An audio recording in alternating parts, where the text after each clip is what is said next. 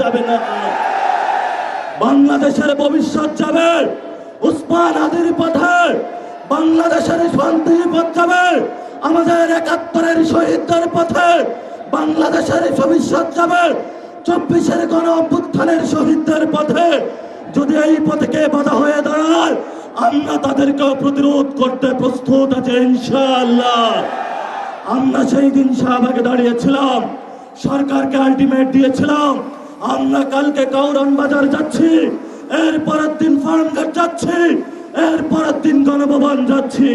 সরকার কর্ণপাত করে নাই। আজকে আমরা পল্টন মোড়ে দাঁড়িয়েছি। আপনাদের জানাশোনা থাকার কথা, ইলেকশনের পরে আমাদের 11 দলীয় জোটের প্রথম প্রোগ্রাম বাইতুল মোকাররমে হয়েছিল।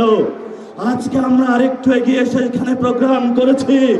ইনশাআল্লাহ আমাদের এই মিছিল যদি সরকার সঠিক পথে না আসে, জনগণের গণভোটের রায় বাস্তবায়ন না করে, সংস্কার প্রক্রিয়া বাস্তবায়ন না করে, জনগণের অধিকার নিশ্চিত না করে, দ্রব্যমূল্যের দাম না কমায়, জ্বালানি সংকটের নিরসন না করে, এবং বিচারালয় থেকে শুরু করে সকল যে জায়গায় সরকার গুন্ডা সন্ত্রাসী হাওয়া ববের লোক বসিয়েছে, গণতান্ত্রিক প্রক্রিয়ায় সরকারের সেই প্রতিষ্ঠানগুলোকে জনকাছের কাছে যদি ন্যস্ত না করা হয়, আমাদের এই মিছিল পরবর্তীতে কাকরাইল যাবে।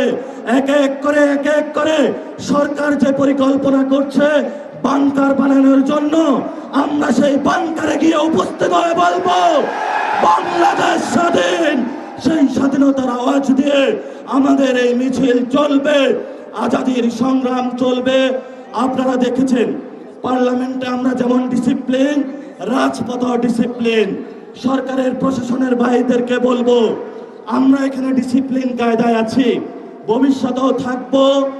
অতীতে যেই ধরনের জনহয়রানিমূলক প্রোগ্রামগুলোতে কোনো কর্মসূচি আপনারা বাস্তবায়ন করেছেন, সেইভাবে যদি কোনো কিছু করা হয়, আপনাদের সাথেও আমাদের প্রতিহত হবে ইনশাআল্লাহ।